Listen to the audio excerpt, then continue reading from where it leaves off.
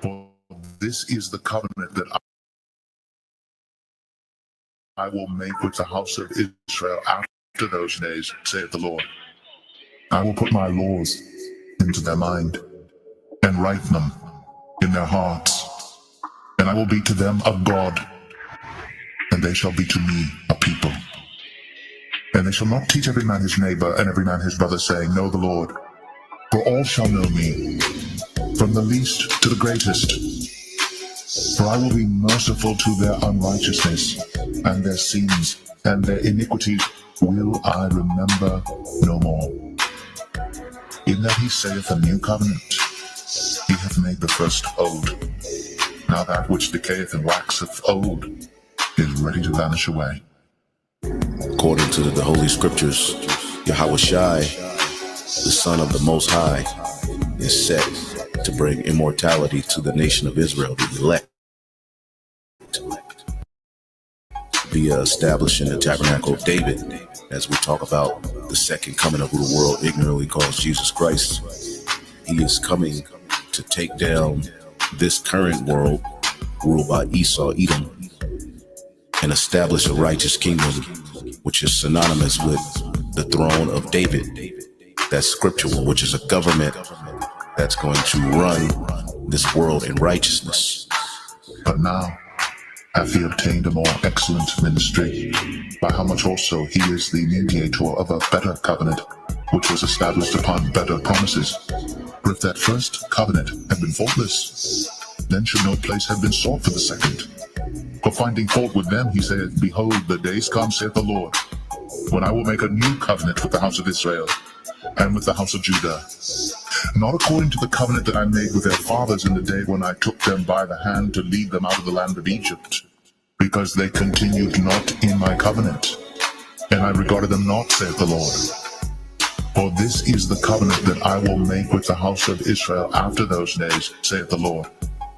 I will put my laws into their mind, and write them in their hearts, and I will be to them a God, and they shall be to me a people. And they shall not teach every man his neighbor, and every man his brother, saying, Know the Lord. For all shall know me, from the least to the greatest. For I will be merciful to their unrighteousness, and their sins, and their iniquities will I remember no more. In that he saith a new covenant, he hath made the first old. Now that which decayeth and waxeth old is ready to vanish away.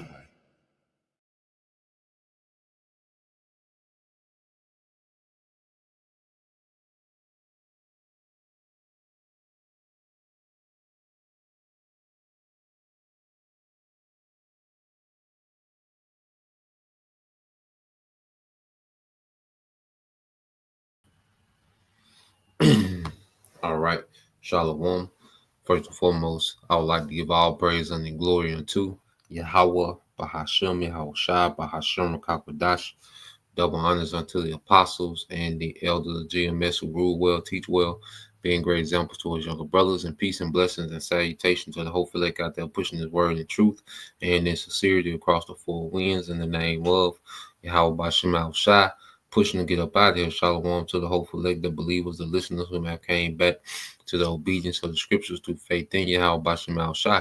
All right. And what I want to get into today, some morning news and prophecy, dealing with the squeeze is in effect, pressure from above and pressure from beneath. Okay. And that's a method, all right, that's used, to manipulate, all right, and to control, the masses. All right. And these devils, well, we have to understand, all right, these certain,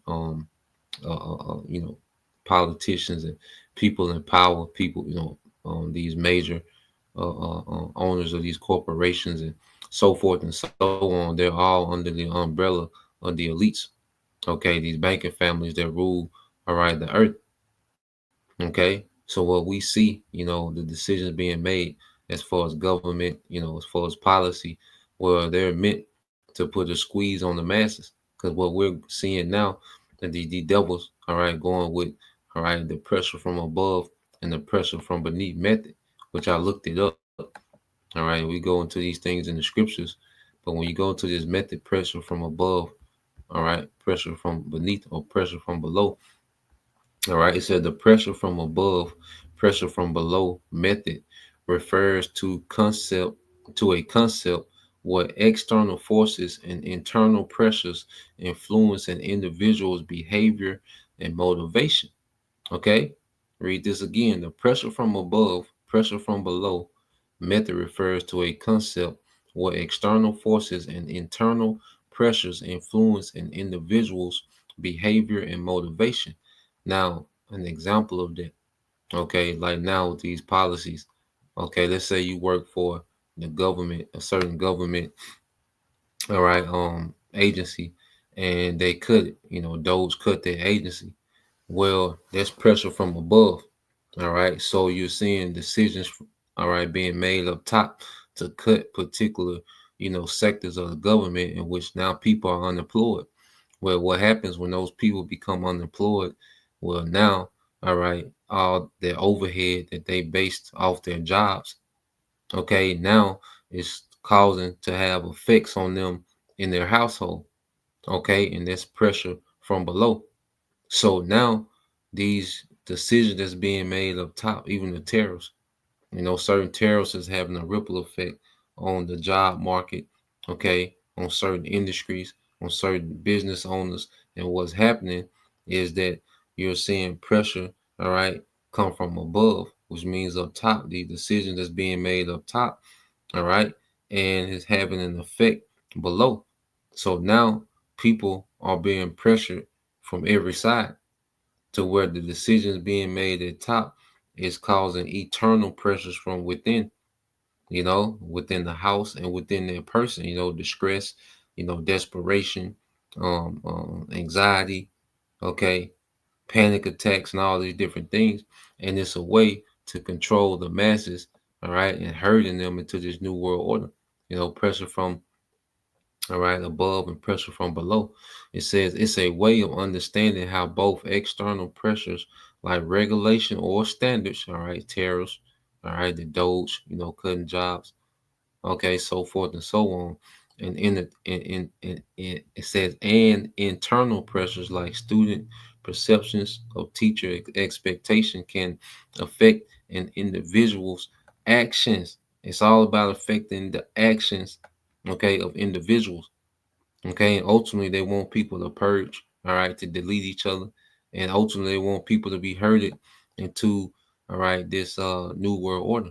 Okay, and look at this digital technology as a savior from the chaos that this man is going to bring. Okay, and it said external demand. It said this refers to external pressures that individuals might experience, such as those from supervisors, governments, or regulatory bodies. These can include mandates, performance standards, or expectations for behavior, man. All right, like the juice. Okay, that was pressure from above. Okay, which the government, all right, put out an expectation for people to get the juice. Okay, and if you didn't get it, they use what? They carrot and stick, all right, method to where you wasn't you could lose your job, you couldn't go to certain places, you couldn't go to the airport, you had certain things that you couldn't do, and they put pressure, there was pressure from above, all right, and it caused pressure from below, okay, and it says um jumping down. All right, impact on this method. It says research suggests that experiencing both pressure from above and pressure from below can negatively, all right, impact an individual's self-determination and motivation, man. And that's what they want to do, knock the fight out of the masses, man. Okay, they want to knock the fight out the working class, man. Okay, to what? To comply, all right, with this new way. Okay, it says when individuals feel pressure from above and below, they may become more controlling or demanding towards those around them, such as students or colleagues, man. And people are going to wild out, and it's going to cause a purge type atmosphere, man. As people begin to really lose things and, the comforts are snatched away, people are going to wild out, man. And it's going to cause that purge atmosphere in which they want. All right. So now let's go here. read this as in essence, the pressure from above, pressure from below method highlights the interconnectedness of external and internal factors that can shape an individual's behavior and motivation, man. All right. And this is what these devils want to do. And they want to destroy people's, all right, motivation so they can dictate people's behavior, man. Okay.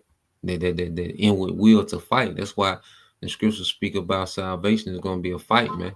We're going to have to fight for this thing, man, because we're going to be in the midst of, all right, the pressure from above and pressure from below. Okay.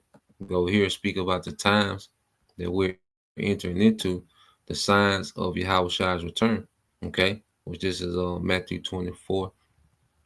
All right. And I want to jump down to verse 6. It says, and ye shall hear of wars and rumors of wars. It's all that we're hearing about.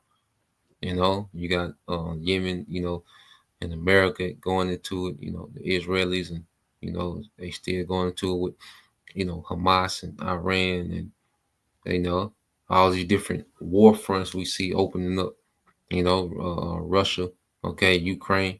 So all you're hearing is nothing but wars and rumors of wars. And now you got India and Pakistan at war. Okay, they're in the conflict now. That's another front on this in this third world war that's brewing. Okay, so that atmosphere is here. Okay, see that you be not troubled, for all these things must come to pass, but the end is not yet. Okay, so as we hear, about war escalating, we know, all right, that it's going to be a build up. They got a lot of steps before they get to, just the nuclear exchange that these nations are going to have. Okay, there's steps that's building up to that. So we're just keeping up step by step as it's gradually getting to that point. It's not going to be a thing of, this week, the war can go nuclear. All right. Well, we know that it's gradually heading that way. All right. Verse 7, for nation shall rise against nation and kingdom against kingdom, and there shall be famines and pestilence and earthquakes in diverse places, which all these are happening real time. More earthquakes than ever before in places that are not privy, to earthquakes, that are not known for having earthquakes. Okay. More powerful earthquakes. All right.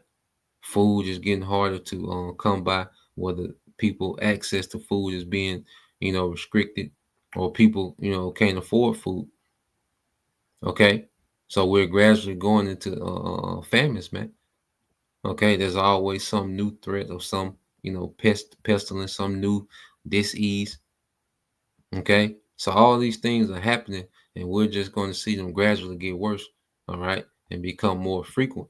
Verse 8, it says, and these are the beginning of sorrows. Okay. So we're in the beginning of sorrows, man. Okay. And we're seeing people begin to cry out, and it's only going to get worse, man. Okay. Now, when you jump down to verse 21, Matthew 24 and 21, for then shall be great tribulation, such as was not since the beginning of the world to this time, no, nor ever shall be. Okay. So we're coming into the time of the beginning, all right, of this tribulation, man.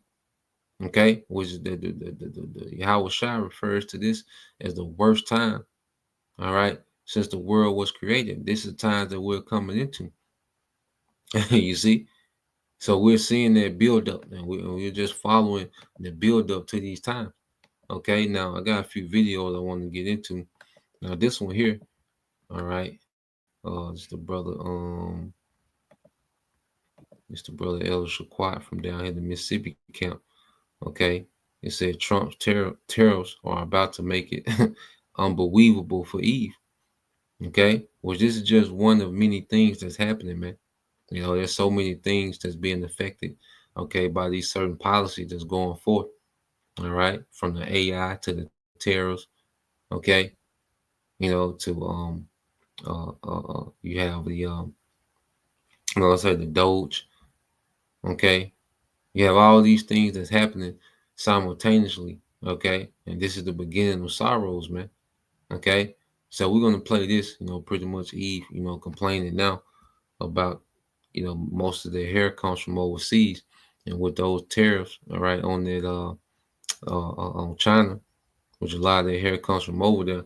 Then now these beauty supplies, The beauty supply stores are finna catch. They're finna have to absorb their tariff, man.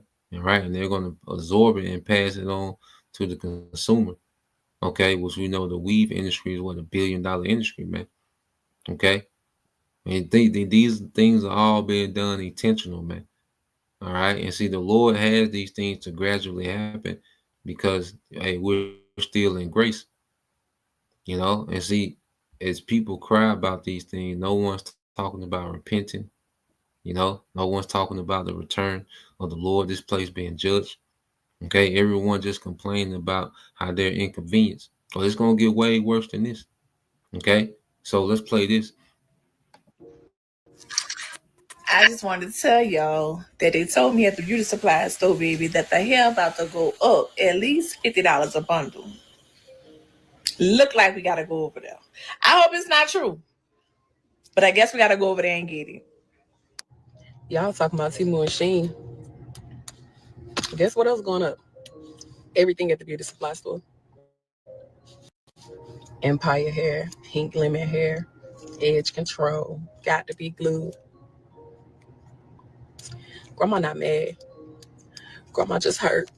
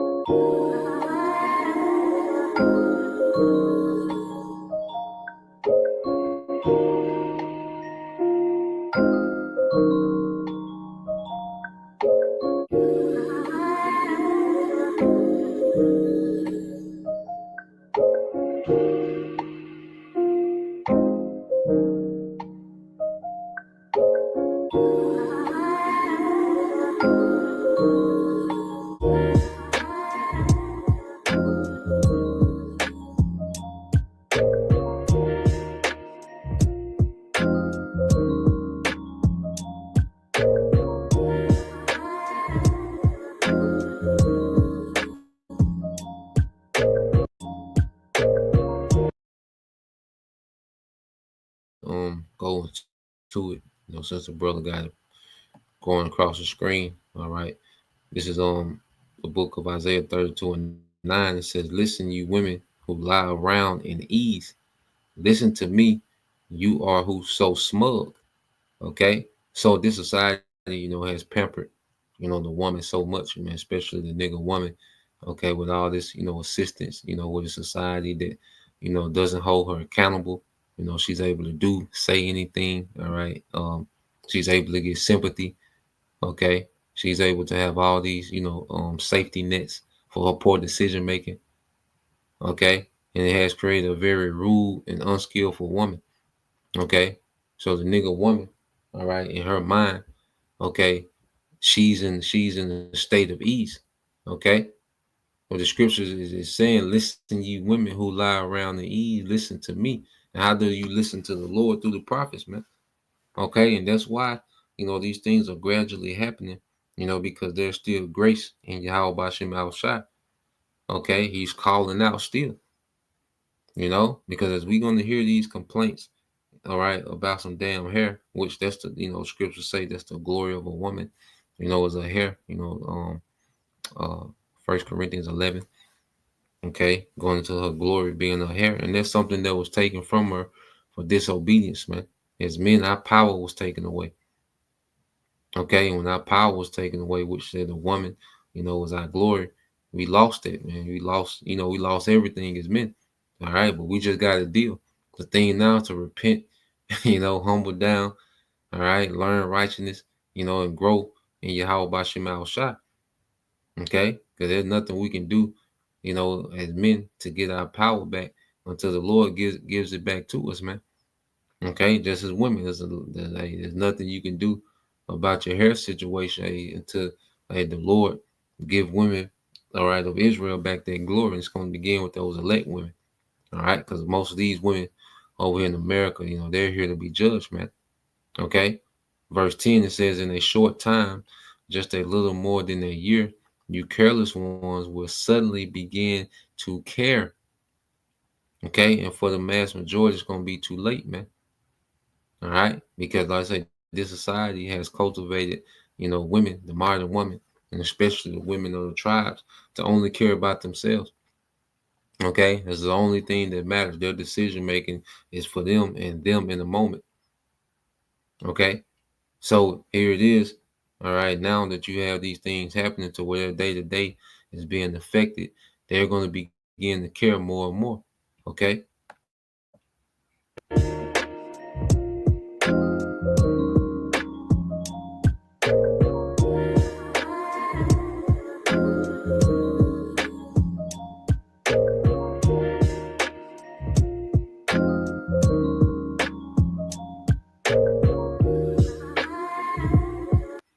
And as you read the rest of it says, you careless ones will suddenly begin to care, for your fruit crops will fail and the harvest will never take place, man.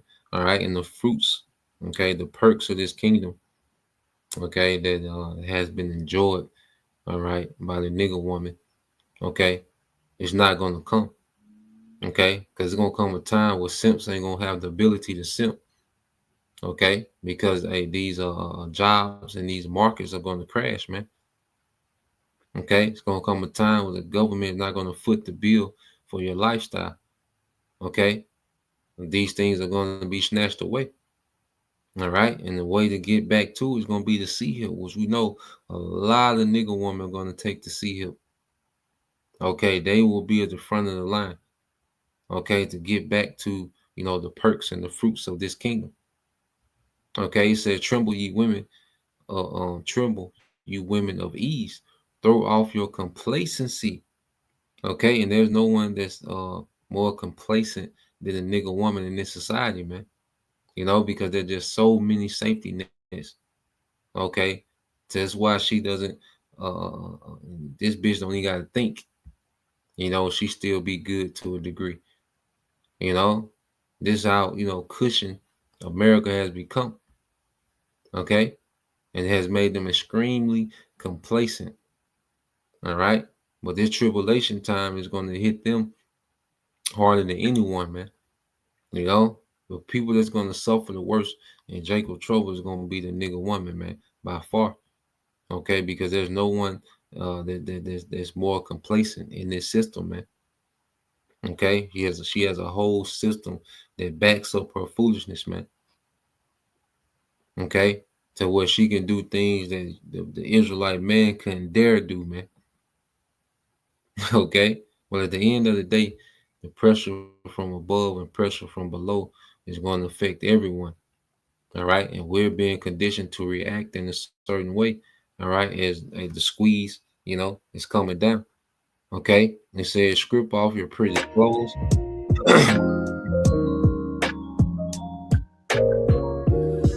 It says strip off your pretty clothes and put on burlap to show your grief, man. Okay, and it's gonna be a time, all right, where the woman not gonna have the ability to get dolled up. Okay, that she won't have access to those things anymore. All right, and we're just seeing a glimpse of these things because right now they're just complaining, but these things are gonna, like right now it's on level 2. Okay, when these things really hit, it's gonna be on level 2000. Okay, so we're just seeing a glimpse, okay, of what's to come. Okay. While the bundles of hair and shelves of oils at beauty supply store Pink Noir are miles away from President Donald Trump's tariffs overseas, in Memphis, Tennessee, owner Chastity Monroe says price hikes will soon hit close to home. There are so many different products in this store. Yes. Where do you get most of them from? Are they manufactured in the United States? No. So I like to say the entire store really exists in the international trade, right? About 90% of the items are sourced from China. From China specifically? Yes. When President Trump imposed a 145% tariff on imports from China, Monroe says her vendors hiked prices and the increase will soon hit her store shelves. I normally have a short afro. Yeah. Right now, I've got about 4 packs in for my braids. Yeah. How much would that cost with tariffs? Yeah, so, just like a pack of hair like this, that would be $6.99. So this could very well be double the price. So a lot of these increases are ultimately, it sounds like, going to the consumer. Absolutely. In the United States, black hair care is estimated to be a $2.5 billion industry, and loyal customers are bracing for impact. I know they talk about everything else, but I want to know about the hair products. This is important for Black women, especially our beauty, our hair. Sometimes we may not even be able to get a job if we don't look a certain way. Foreign suppliers are critical to small businesses like Monroe's. Some vendors encouraging buyers to take advantage of the now 90-day pause on tariffs for other countries, like Cambodia, where Butter Baby Hair Imports owner Shadara McGilberry sources her products. We're not passing that on to the customers at the moment. Do you expect that to change? Most definitely, it's definitely going to have to change. If it doesn't change, we'll end up going out of business. Economist Trevon Logan says many Black-owned mom-and-pop shops aren't in a position to adjust to a global trade war. The smallest fish in the largest possible pond does not have that sort of negotiating power. The second problem is you think one of the things that you would do is buying a lot of things now before the tariffs hit. But if you're a small business, you don't have a lot of space to stock all of that inventory. We've heard from the Trump administration that the end goal is to, in part, bring manufacturing back to the U.S. You've said that because of some of the pricing, you might bring these products, the manufacturing, to the country. So is it working? I think it is working, but it's not working. So it becomes unaffordable. At Pink Noir, Monroe also sells her own hair care line. Since the tariffs, she's explored making the products here in the United States. The minimum order quantities are astronomical for a small business. And I've been struck that throughout this conversation, often you've had a bit of a smile. But when we talked about sort of the risk to your business, that smile did fade a bit. And I wonder, how has this felt for you as a small business owner? There's absolutely fear. But I will say this, we are resilient. I come from a resilient people. For me, this is legacy. It's not just a beauty, a place where people are getting pretty. This is a community thing. So all of the work we've all done as a community then goes down the drain. And that's what I'm fearful of.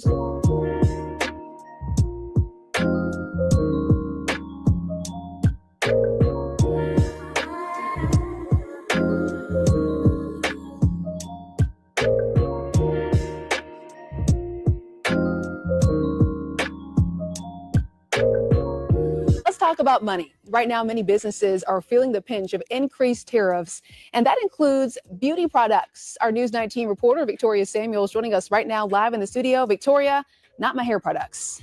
Yeah, Erica, from stylists to supply shops, owners and customers are being forced to make tough decisions. And I had the chance to talk to some of them today here in Columbia. On social media, you see people saying that hairstylists are overcharging. But to me, I don't feel like we're overcharging. I think we're trying to actually balance out what we're doing. At first glance, Hair Depot looks like any other beauty supply store, but inside, owner Jakaria Vance is working hard to keep her business running strong. So this is actually a really scary time for a lot of business owners. Right now, we're seeing increases anywhere from 10 to 35% as far as just shipping alone. And that doesn't even talk about the increase of the cost of the products. Eventually in business, everything trickles down. Vance says her mission has always been to keep prices affordable, especially for the Black community in Columbia. Let's be honest, you have to look presentable to get a job. For people to take you serious, for your confidence. So to have those resources continue to be stripped from people that need it the most, how do we bridge the gap? And what about the impact of tariffs on consumers? According to economist Joseph von Nessen, the relationship between the tariffs and the price increases isn't straightforward. Well, it really depends on the individual business. But in general, to the extent that tariffs are implemented on the materials that many local businesses are utilizing, then they are going to face cost increases. A tariff is nothing more than a tax on imported goods. So it raises the cost of purchasing those materials. And for some businesses, they absorb those costs. For others, they have to pass those along to their consumers. For stylists and braiders, the cost of doing business is climbing quickly. Unfortunately, hairstylists, braiders, barbers are really going to be, affected by this, because where a service was once $200, let's just say, the hair may have been $50. We're looking at potential increases of $150, $200. And that's before we even get money for the service that we're providing. That's just the materials. Shawanda Wright knows the struggle firsthand. With more than 30 years of experience as a stylist, she says rising tariffs are driving up the cost of hair products and stylists are feeling the pinch. We were non-essential, and when things got bad in COVID and we were the first people to go out of work. So if the products and the prices increase here for anything, that puts us out of work first. So we're not going to be able to work. Our clients won't be able to get their hair done. People will be walking around not looking their best, not feeling their best, because they just can't afford it. Vance says she's still committed to getting.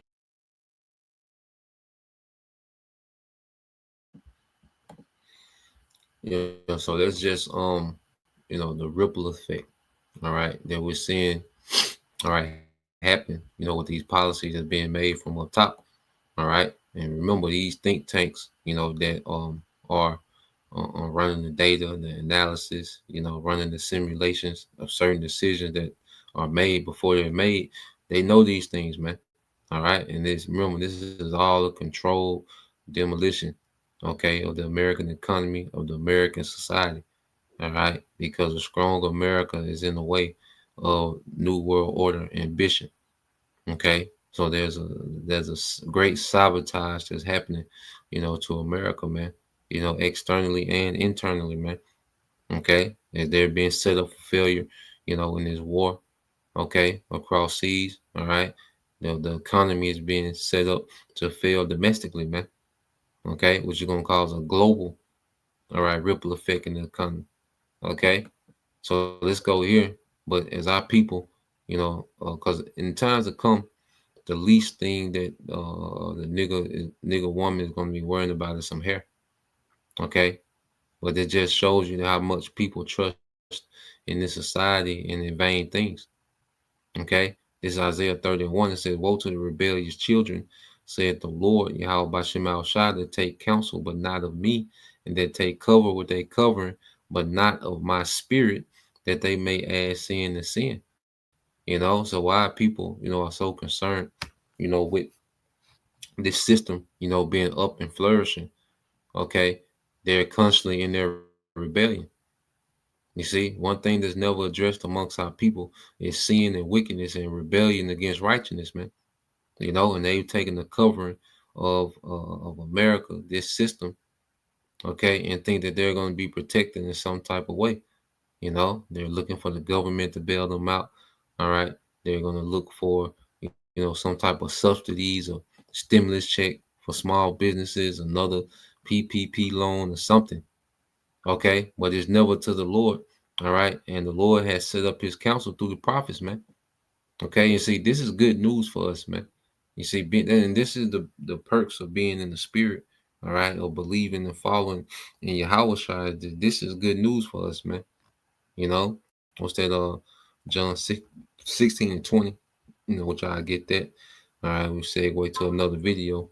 It says Isaiah 30 and 2 said to walk to go down into Egypt and have not asked at my mouth. Okay, no one is inquiring of the prophets of what should be done in these times. The masses of our people, they depend on the government. Okay, it said to strengthen themselves in the strength of Pharaoh and to trust in the shadow of Egypt. Therefore shall the strength of Pharaoh be your shame, and the trust in the shadow of Egypt your confusion, man. Okay, and our people are only going to get more confused trusting in this man, and they're going to be ashamed and embarrassed, man. The Lord is finna have our people in a bad case, man. They're trusting this man. Okay, and it's just the beginning of the squeeze, man. It only gets worse. Now you go here. Okay, you got this, because AI is affecting the job market, so you have AI that's eating away at the job market, okay, as well. So let's play a little bit of this. PwC just announced 1,500 layoffs. That's in addition to the 1,800 layoffs they announced last fall. What does this mean for people starting their accounting career? First of all, we never want to see layoffs, but we know this is part of the Big Four operating model. Back in 2020. EY laid off 3,000 people. Deloitte and KPMG have done similar headcount trimming in recent years. Why is any of this happening? Because if we look at Big Four revenue, we can see it's actually flattened in recent years. Plus, if we look at headcount at these largest firms, we know that it was hugely growing back in 2022, and it's been trending downwards ever since. Combine that with low attrition, people are not leaving their jobs. That means they found themselves overstaffed in certain areas that were normally pretty stable and steady. So, should you feel confident about starting at one of these firms or starting in public accounting in general? Absolutely. This is where the most entry-level accounting opportunities still exist in the professional services public accounting sector. Plus, it's a great launch pad for your career. You just need to network and plan ahead a little better, especially when there's economic uncertainty. I would hate to come on this video and act like, oh, I'm so surprised that this happened. Oh, I didn't even see this coming. Guys, I've been telling you guys this for months now. Months on end that layoffs about to happen. And now it's happening all over the place. You just had UPS lay off 20,000 workers just a week ago. It is getting out of control. And PwC is a huge accounting firm. When we talk about AI and how it's taking over the entire industry around the country, it's taking over corporate America. Accounting, a lot of that can be done by AI now. You don't need real people. So as companies start to lose profit, their P&L statements start to shrink, and they start, becoming unprofitable. They're trying to cut wherever they can. And of course, they announced it to be as part of what they say, because of not enough employees are leaving the company. But let's just call it what it is. They're not making as much money as they were before because of tariffs slowing down the economy, and it's just a ripple effect all over. But guys, listen, I got more videos in here that are gonna blow your mind. Check this out. Make sure you hit that like button, hit that subscribe button if you enjoy great content like this. Let's get to it. Breaking: PwC just blindsided more than 1,000 employees by telling them that they were losing their jobs. Check this out. I'm going to show you how I afforded this car. Okay, you ready? All right, 108. But get this, PwC said that they were getting rid of people because people weren't quitting fast enough. That is just brutal. But it proves what I've been saying all along. Quiet firing is a thing. Companies come up with ways to force people out of the door without officially firing them so that they don't have to pay severance or unemployment. That's one of the reasons why there have been so many return to the office mandates, when we all know that working from home has been successful for the past 5 years. But think about the other reason why so few people are quitting their jobs right now. It's one word: the economy. People can't afford to quit. So people are staying in bad situations far longer than they should, forcing big companies like PwC for blindsiding these workers in this economy. Shout out to that creator. Hey, let me.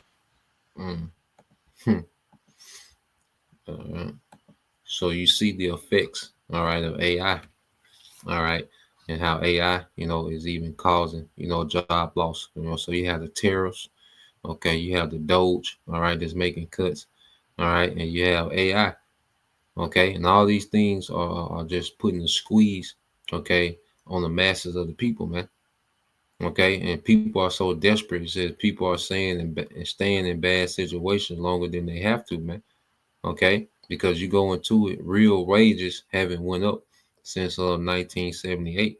Okay, and real wage is when you compare, the inflation, the true inflation. Okay, and you compare it to the salaries that people are making, all right, and inflation, all right, the devaluing of the dollar, has far surpassed, all right, the value, all right, of the earnings of the people. Okay, so people's earnings is not keeping up with the devaluing of the dollar. Okay, and people are staying in these situations because there's a sense of desperation out here, and this is what the elites want. Okay, because desperation is a form, all right, of fear. Okay, and when you can have people in fear, they're easy to control. All right, let's go here. We looked it up a few times, but pull it up again. All right, let's go here.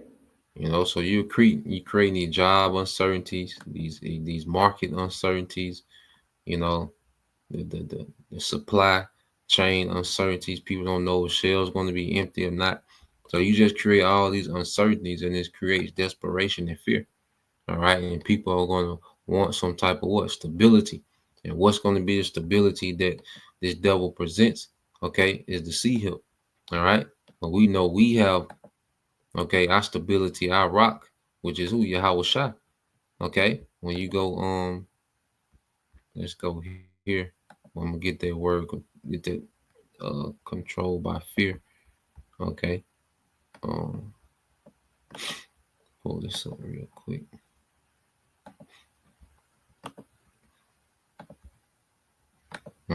But yeah, let's just take a quick look at it.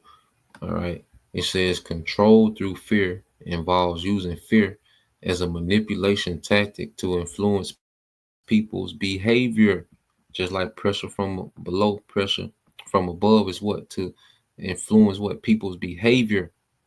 Okay. They want to desire behavior. You see? And it says control through fear involves using fear as manipulation tactic to influence people's behavior, decisions, or belief. This can be done by exaggerating threats, highlighting potential negative consequences, or fostering a sense of vulnerability to promote compliance. Okay? To promote compliance, man. Compliance to what, man? This NWO. Okay? And compliance for people to begin to delete one another because there's a depopulation agenda within this as well. Okay, it said people are naturally motivated to avoid harm and seek safety, making them susceptible to manipulation when fear is invoked. Okay, all right, it said here's a more detailed breakdown. It says creating a sense of urgency and vulnerability by painting a picture of a dire situation. Individuals may feel compelled to act or agree with the persuader to avoid the perceived negative outcome. Okay, and he uses this a lot through media, what we call propaganda. You know, they know how to make a situation that's not dire, but they can exaggerate through media, through actors, through false events. Okay, psyops. Okay, they know how to make a situation that's not that dire and make it a very dire situation. Okay, and people react off that, man.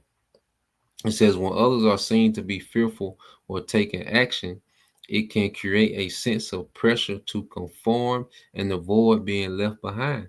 All right, the bandwagon effect.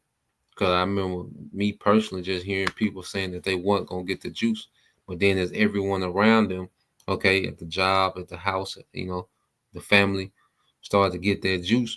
Okay, it was pressure on them to conform. It seemed like they was left behind or they was the holdup. Okay, so that's going to be a tactic as well. All right, even with the sea hill. Okay, once people start taking this sea hill, you're going to see a bandwagon effect. Okay, and it says playing on emotional reaction. Says fear taps into primal instinct, bypassing rational thought and making people more susceptible to emotional appeals and manipulation. Man, okay. He said fear taps into primal instincts, bypassing rational thought and making people more susceptible to emotional appeals and manipulation, man. And that's why one of the stipulations of not having a C hip is not being able to buy and sell. Okay, and that's gonna put the masses in what, man? Okay, in survival mode. Okay, even Israelites are teaching you to be in survival mode. Okay, when these things happen. The Most High won't want you to starve. You got Israelite leaders telling you that, man. Okay? It says politicians might use fear mongering about issues like immigration, terrorism, or economic instability to garner support for their policies of candidates. Marketing. Advertisements can create anxiety about aging, body image, or other insecurities to promote products that promise solution, man. So that's more, of a watered down version of it. But this is all goes back, to control by fear. Okay. And this is what these devils is creating with all this uncertainty in the job market, in the stock market, the economy, okay, war. Okay. It's all for control. All right. It's easy to control people's behavior. All right. And this is why we go here, Isaiah 33:6. And wisdom and knowledge shall be the stability of thy times. Okay, because we have wisdom and understanding of these things. We know why this is happening. We know who's doing it. We know how. See, the basic understanding of how he is. The Heavenly Father, he is. Just the basic understanding in that, all right, is going to be able to keep us stable in this time. Understanding that the Lord is in control of everything that's happening, man. Because people are going to be so confused about who's doing it. Is it China? Is it Russia? Is it Iran? Is it the government? Is it the deep state? Is it this? Is it that? What's next? Oh no, how bad is it going to see? We understand these things now before it comes. Okay, we have a deep understanding of these things, and a thorough understanding, okay, of what's to come and why it's happening. And we know Esau has his part to play. We know he's going to be like a madman sparing none. Okay, we know he, all right, going to come down with great wrath because he have but a short time. So when we see these things real time, we have understanding to fall back on, man. But the masses don't. Okay, they only have fear to fall on. Okay, and that's why the Lord, even you go here, all right, the scriptures constantly tell us what? Fear not. Fear not. Okay, in the times that we're coming into. So let me get another video queue up real quick. Yep, even go here. Just a couple precepts that go into fear not, and then we'll go into another video. Okay, see, these people have to fear because they don't have, a Yahweh Bashim Al Shah, and it's speaking of our people, and we're going to see our people in a major state of fear. Okay, Genesis 15:1 says, after these things, the word of the Lord came to Abram in a vision, saying, fear not, Abraham, I am thy shield and exceeding great reward, man. And the Lord's going to be our shield, our defense in these times, man. We're going to be shielded from these enchantments, okay, from the schemes and plots of Esau, Edom, the wicked, okay. And ultimately, we're being shielded because, hey, we're being preserved for a reward, man. Even if we have to be martyrs for this thing, guess what? We're still preserved for their reward. Okay, we have the wisdom to know it's better to die in Yahweh Bashim Al Shai than to try to live, all right, to comply with this beast system, man. Okay, so that wisdom within itself is preserving us for that exceeding great reward. All right, so let's go from there. All right, because we're seeing people begin to tap out, and it's gonna get worse and worse. Because people are defeated, man.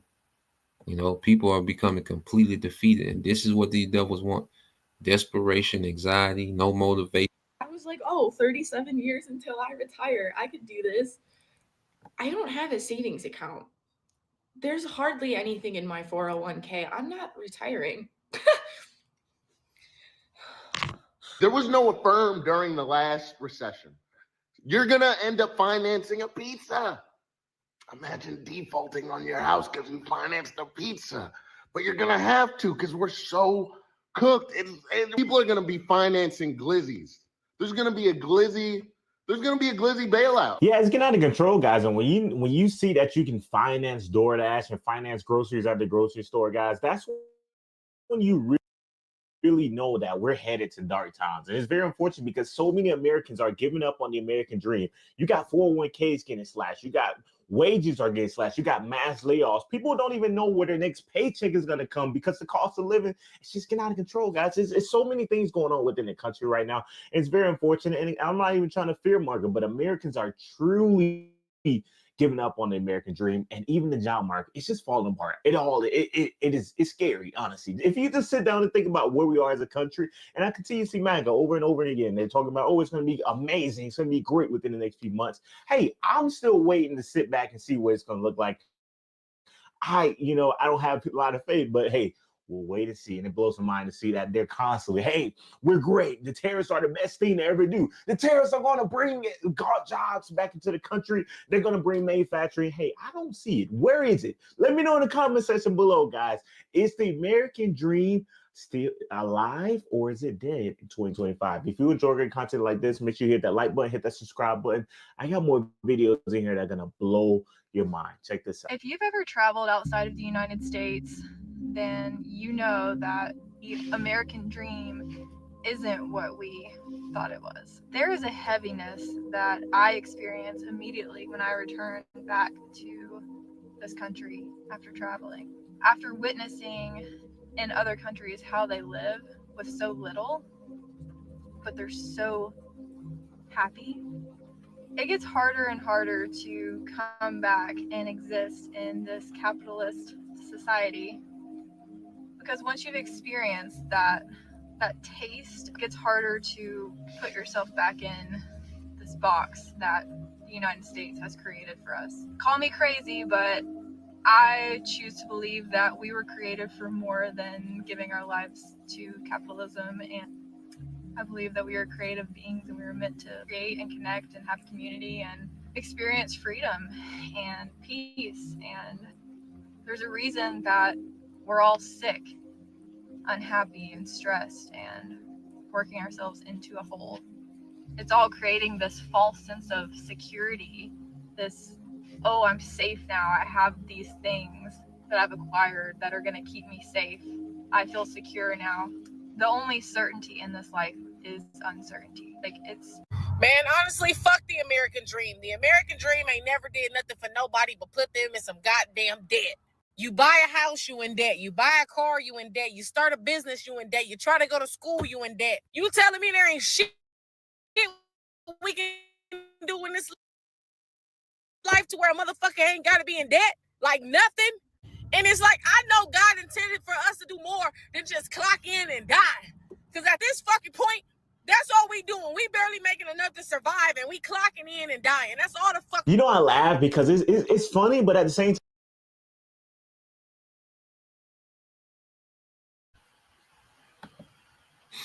Yeah, man, and more people, are coming to that sentiment. All right, because the American dream, the way it was sold, okay, no one explained, the debt, and nothing prepares you for, all right, the scam, all right, the American scam, okay, because in school you're not taught about contracts, you're not taught about banking, okay, you're not taught about agriculture, essential skills of living, human skills. You're not taught these things, okay. You're not taught to how to the wisdom of how to work land, okay. And these things could easily be taught, in school, okay. They could easily have subjects dedicated to this, all right. What you got, PE, okay, goddamn PE, man, okay, and other electives, okay, that does nothing, okay, for your ability to have any type of sovereignty, as a as an adult, man, okay. So what we're seeing now is that it was a time, because you go into what they call capitalism, and capitalism pretty much, what we're seeing with capitalism is you have a small group that's able to capitalize off the labor of the masses, okay. Amazon, okay, for example, Walmart, all these major corporations, all right. So you have the executive, you know, um, the executive branch, okay, of these corporations, from the CEO to the owner, COO, all these different, you know, uh, all these different high, executive offices. Well, they benefit off the labors of the masses. That's why these CEOs are able to have these massive, salaries. You have salaries of people making $100-some million a year. Okay, crazy salaries, man. So you have these people able to capitalize off the labor of a few, and not only because it was a time when you as an American worker, you could afford things and not be in debt. You can buy a house outright, you can buy a car outright, you can buy, land outright, particular things, essential things. But now you have to go in debt just to get the essentials now.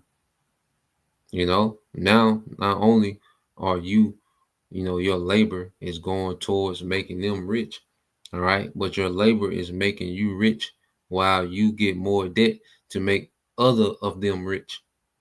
You see, it's complete madness, man. Okay, the American dream, okay, is the biggest scam, all right, ever unveiled, okay, that's ever been rolled out. All right, let's see, let's go here. I think it got a list. All right, yeah, let's get this list real quick. I brought it up before, but bring it again. All right, so you go into the highest paid CEOs, okay, and this is a year. All right, so you got TBG Incorporated. All right, which I don't know what that is. All right, but you got John Winklereal. All right, and he's almost at $200 million a year. That's crazy. Okay, one man is making that. Okay, off the what? Off the labor of the many. Okay, and then plus the consumers that buy the product. So you're either laboring or you're consuming. All right, that's why this society is meant to make you a producer and a consumer for them. They don't teach you to produce and consume. All right, to produce for yourself. All right, they teach you to produce. Okay, as a laborer for them, and then to consume the products from them. Okay, you got Carlisle Group, Harvey Schwartz, $186 million a year. All right, Broadcom Incorporated, $161 million a year.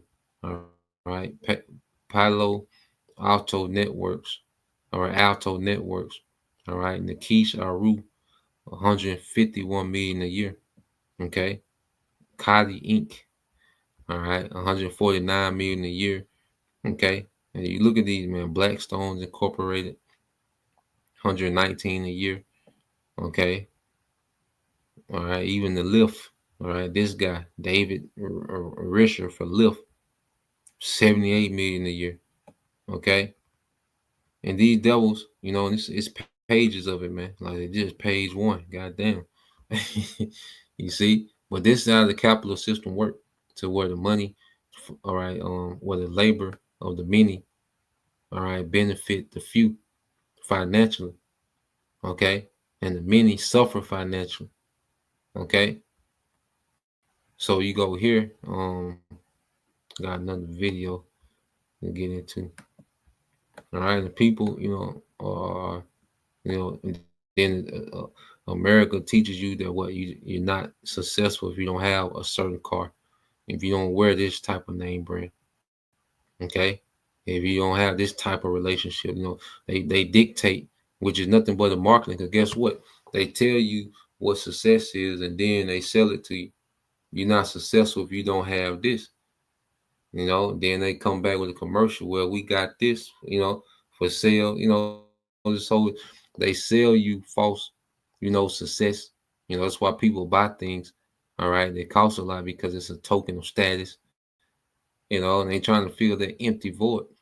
Because this is a culture that leaves people empty, man. All right. So let's go here. Remember, even the farmers are crying out more and more. Okay, so let's play this. He farms. An ABC affiliate spoke with an Arizona farmer. He farms alfalfa. His name is Shannon Schultz. The Chinese tariff war, he said, could end his business. So take a look at what he told this ABC affiliate. Shannon Schultz is an alfalfa farmer and exporter. Normally, this warehouse is completely full of hay. We're not right now because business is just slow. Business is slow because one of his main customers, China, has imposed retaliatory tariffs on U.S. exports like Arizona alfalfa. With the current tariffs in place, which is a total of about 66% of retaliatory tariffs by China to us, it puts our product out of the marketplace. China made up about half of Arizona's exports. Now, Schultz says Chinese farms are buying from other countries instead. South Africa, North Africa, Sudan, Spain. So in Arizona fields, by the time this alfalfa grows and is ready to be harvested, there may not be a customer to buy it. It could break us. I mean, it could break a lot of farmers. Still, Schultz says he supports the goals behind tariffs. I do support President Trump. And I believe that in the long run, for a lot of instances, this is going to be a good thing. We have to survive till then. I guess the question that I have is, do they need us more or do we need them? With these new tariffs that we have for products from China, who's going to pay for it? And so many people keep saying, well, the consumer is going to pay for it. The consumer is going to pay for it. And in this case, this is an example of how the consumer isn't going to pay for this cost. This bag right here, it comes from China. It's 25% more costly today than it was 2 weeks ago. And you, as the consumer, aren't going to pay that extra cost. And why? Because the supply and demand of the market means that today there's all the onions that you, as the consumers, need. We have low onion prices, and we can't raise our prices. So we, as farmers, are absorbing the additional cost when it comes to our bags. When it comes to other inputs, other things that we might be paying for, if it's metal or fertilizer or everything else for that matter, we are going to be paying for it because we cannot raise our prices. Now, someday in the future, maybe we'll be able to increase those prices and recapture. But right now, when we need the money to operate, we can't ask for it because there's too many onions, and that's just the fact of the matter. So tariffs don't immediately get passed to you as the consumer. They'll get to you eventually, but right now, me and my family, we as farmers are absorbing the cost of the tariff. All right, guys, I didn't really want to have to get on here and do this, but I had to. These are fiberglass steaks right here. There's big, bulky steaks on the back of the truck, wooden steaks. I called 2 weeks ago to get a quote on these fiberglass steaks because we need some more steaks this year. I got a quote, 83 cents. I called the man this morning. I said, hey, I know these tariffs are crazy and everything going on. I said, what can you do me on those fiberglass steaks now if we needed a load? It's a 3-month ETA from the time you place the order. He said, Taylor, you don't want to hear this price and I'm about to give you. I said, well, give it to me anyways. He said, each of those steaks now is going to be $1.74 a piece. I said, well, you know, and I know both that we can't do that, and that's going to be impossible. So that's just to let you know a little bit of what we're going through out here on our farm and what farmers in general are going through. These tariffs, not the best thing for our country.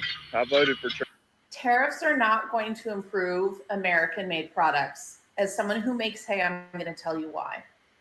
We're in Florida. This hay is anywhere from $19.50 a square bale, right? This is about what we go through it for a horse in like a day or two, to $30 a square bale. Up in Maryland, where we make it, it usually costs us $8.50 to $10 a bale to buy. Because fertilizer coming from Canada is going to be increasing to $40,000 this spring for us, we have to increase our hay prices. So even though we're making the product in the country, we still need supplies from other countries, which makes it so we're going to have to increase prices from $3 to $5 a bale at best, which makes it so that that's the tariff price difference. Our new trade policy will also be great for the American farmer. I love the... No, the hell he doesn't. During the last trade war, we saw an increase in farm bankruptcies. We lost 90% of our soybean sales the week the tariffs went on. And that was just playing FAFO in one country. Now the whole world's tariff. I dropped my phone. Soybeans are currently down 28 today.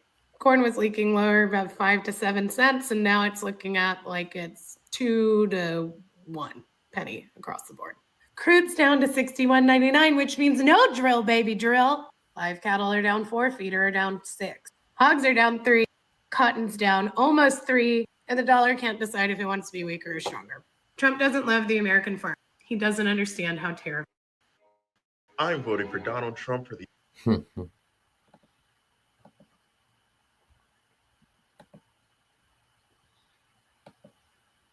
Yeah, man, and what's happening, you know, with these devils, they know that these small business, these certain farmers, they're not going to survive this, okay? And they don't want them to survive this on the other side, okay? Because they want more control of farming, and they want to get these small businesses out the way so they can consolidate everything to these major box stores, all right, and then make it easier, all right, to have retail with just a few operating, okay, corporations, man. Okay, your Amazons, your Walmarts, your Targets, you know, all these, these mom and pop, okay, these small businesses that are still, that survived the C19, okay. Well, this is round two, and they're not planning for these people to survive. And see what these devils can do. They can destroy all these businesses and farms, and then they can back off the tariffs, okay, and only, okay, you have a few companies that survive, that they wanted to survive, man, okay, and that's going to make it easy to centralize this new CBDC, central bank digital currency, okay, with only a few companies, man, okay, because all these major companies are on board. You see, they don't have time to try to convince these mom and pop, okay, stores to take on this new infrastructure of the MOTB. Okay, Bezos and these major corporations, the Home Depots and Lowe's and uh, your Walmarts and all your big box stores, they're already on board. Okay, with the MOTB system. Okay, so they don't have time, all right, to try to convince all these mom and pops, all right, businesses to follow suit. Okay, they're just passing policy, all right, hey, to squeeze them out of business, man. Okay, these farmers, they want to get them out of business. They want to have more control of the food anyway. Okay, they want government, all right, to be over farming. Okay, so let's go here. All right. And this is a joy unto us, man, to see this place fall. All right. That's why we'll end it here, St. John 16:20. Verily, verily, I say unto you, that ye shall weep and lament, but the whole world shall rejoice, and ye shall be sorrowful. Okay. So as we, have, come into the truth, man, and this vexation to see this world up and going, and they're just like, you're just waiting for something to happen, for the tide to turn. And we're seeing the tide turning. Okay. We're seeing these devils, okay, getting put in the squeeze, in the jam. Okay. We're seeing the masses, okay, being affected. Okay. We're seeing Esau scrambling, to try to pull this off. And we see him scrambling and rushing this thing. The masses are now being affected, man. Okay. Now the things that we preaching are now taking hold in the earth, man, through the spirit and power of Yahweh Shemal Shai. All right. He said, but your sorrow shall be turned into joy. Okay. And we coming into the time now, okay, where our sorrow, okay, or the vexation of this world is turning to joy as we see the Lord begin to dismantle this place, man. Okay. So, yeah, man, the squeeze is in effect. All right. Now, I say things could, start to take a uptick. Okay. And this man looked like a hero. Okay. Or things could keep going, just gradually getting worse and worse. Okay. But at the end of the day, there's things that's being damaged that's not going to be repaired. Okay. There's things that's happening in the supply chain, in retail. Okay. In the middle class. All right. They know, all right, how long it takes to destroy things to no return. Okay, so there's some interesting times. We're gonna keep keeping up with it, just seeing how it go. Lord will, you brothers. All right, and you sisters edified. Till next time, I say shalom. Kwam ya shalom. Bob soon. Shalom.